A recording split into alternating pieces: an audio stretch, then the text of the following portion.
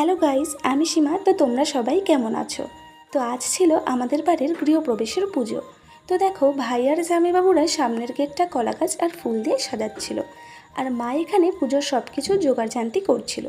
আর এখানে দেখো, আমাদের ঠাকুর মশাইও চলে এসেছিলেন, আর মায়ের হাতে হাতে আমরা সবাই টুকটাক কাজ এগিয়ে দিচ্ছিলাম।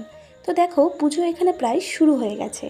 তো এই পুজো হলো নতুন বা পুনর্নির্মাণ করা ঘরের নেতিবাচক শক্তি দূর করে ঘরকে পবিত্র করার পুজো, আর নতুন ঠিকানায় জীবনের একটি সুন্দর ও নিরাপদ অধ্যায় শুরু করার আনন্দ উদযাপন করার এই পুজো।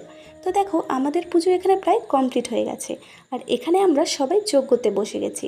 আর আজ যেহেতু সকাল থেকে আমরা বেশিরভাগ সবাই না খেয়েছিলাম, তো সেরকম কিছু একটা আয়োজন করা হয়নি, যেহেতু আজ ছিল আমাদের সম্পূর্ণ নিরামিষ।